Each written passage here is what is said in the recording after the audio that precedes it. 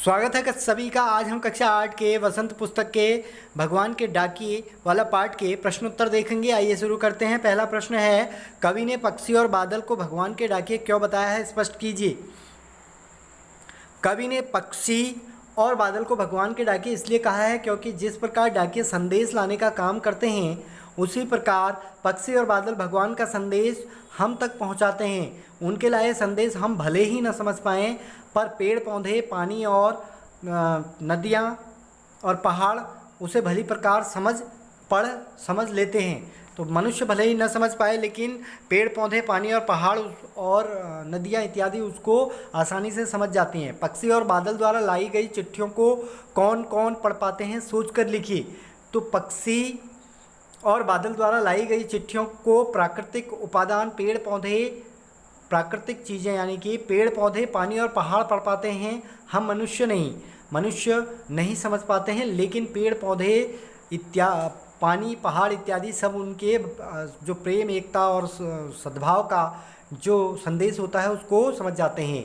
पक्षी और बादल प्रेम, सद्भाव और एकता का संदेश एक देश से दूसरे देश को भेजते हैं। प्रकृति देश देश में भेदभाव नहीं करती। एक देश से उठा बादल दूसरे देश में बरस जाता है। तो इनको जो है हमने बताना है कि किन पंक्तियों में ऐसा था। तो ये देखिए, पहली जो बात थी वो पक्षी और बादल, ये भगवान के डाकिए जो एक महादेश से दूसरे महादेश को जाते हैं। हम तो समझ नहीं पाते हैं, मगर उनकी लाई चिट्ठियाँ पेड़ पौधे, पानी और पहाड़ बाँचते हैं। इन लाइनों में ये बात लिखी है कि पक्षी और बादल प्रेम, सद्भाव और एकता का संदेश एक देश से दूसरे देश तक भेजते हैं। अगला जो अर्थ था वो ये है कि और एक देश का भाव दूसरे देश में पानी बनकर गिरता है। इसका क्या अर्थ है इन पंक्तियों का, कि प्रकृति देश देश में भेदभाव नहीं करती। एक देश से उठा बादल दूसरे देश में बरस जाता है। आइए अगला देखते हैं।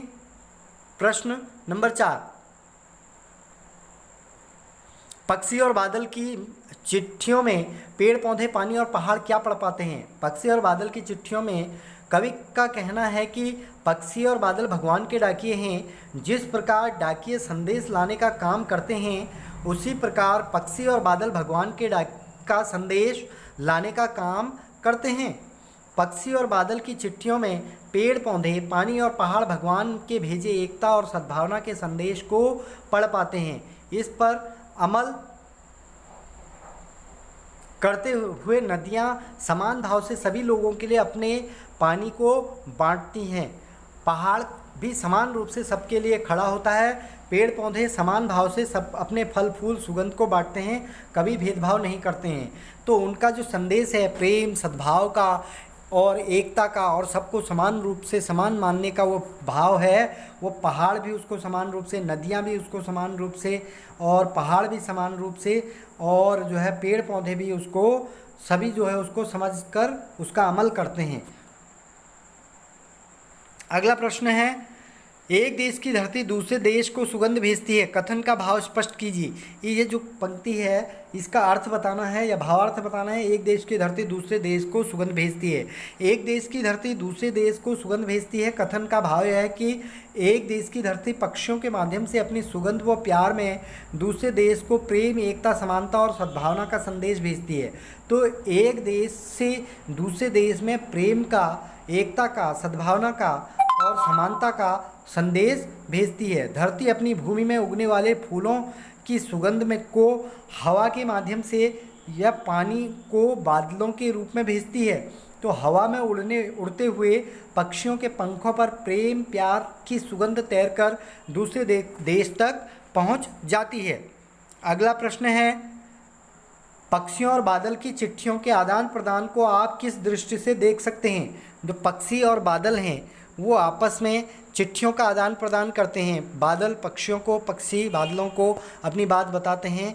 तो वो देखिए उसकी किस दृष्टि से आप उसको देखते हैं। पक्षी और बादल की चिट्ठियों के आदान प्रदान को हम प्रेम, सौहार्द और आपसी सद्भाव की दृष्टि से देख सकते हैं। उनमें दोनों में प्रेम है, सौहार्द है, इसीलिए वो अपनी एक अपने संदेश दूसरे को दे रहा है और दूसरे अपने संदेश एक को दे रहा है। आपसी सद्भाव की दृष्टि से देख सकते हैं ये चिट्ठियाँ एक रूप में ईश्वर का संदेश हैं। इसमें प्रेम, एकता, सद्भाव और समानता का भाव होता है।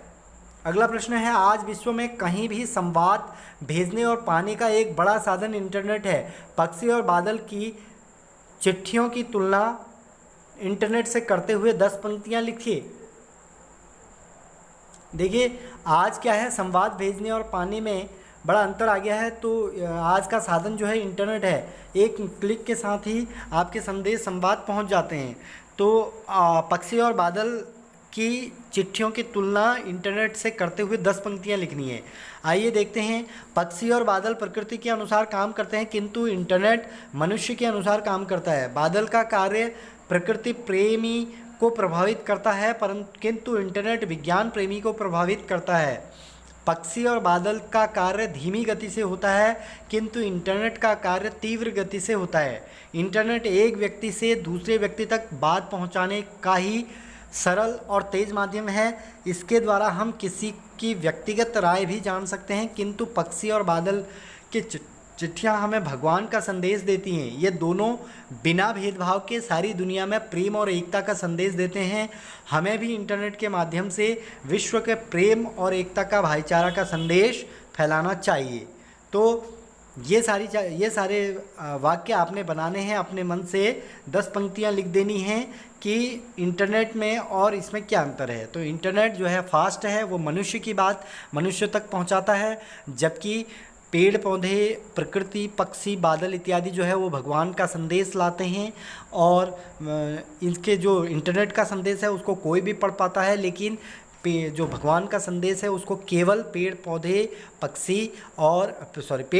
पहाड़ और पानी इत्यादि ही पढ़ समझ सकते हैं। अब आइए हम अगला प्रश्न देखते हैं। हमारे जीवन में डाकिये की भूमिका क्या है, इस विषय पर 10 वाक्य लिखिए।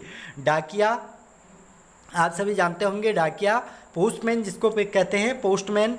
डाकिया भारतीय सामाजिक जीवन की एक आधारभूत कड़ी है, यानी कि बहुत ही इम्पोर्टेंट व्यक्ति है। ये इम्पोर्टेंट व्यक्ति है, ठीक है। डाकिया द्वारा डाक लाना, पत्रों का बेसब्री से इंतज़ार, डाकिये से ही पत्र पढ़वाकर उसका जवाब लिखवाना इत्यादि तमाम महत्वपूर्ण पहलू हैं जिन्हें नज़रअंदाज नहीं किया जा सकता। चिट्ठियों की अनूठी दुनिया वाले चैप्टर में आप पढ़ेंगे तो यहाँ पर क्या है कि पहले एक दौर ऐसा भी था कि चिट्ठी आती थी गांव में और कोई पढ़ा लिखा नहीं होता था, तो फिर वही जो है डाकिया ही उसको पढ़ के सुनाता था और फिर उसका उत्तर लिख के उसको पोस्ट करता था। तो ये समय था। हमारे जीवन में डाकिये की भूमिका अत्यंत महत्वपूर्ण है। भले ही अब कंप्यूटर और ईमेल का ज़माना आ गया है, पर डाकिये का महत्व अभी भी उतना ही बना हुआ है जितना पहले था।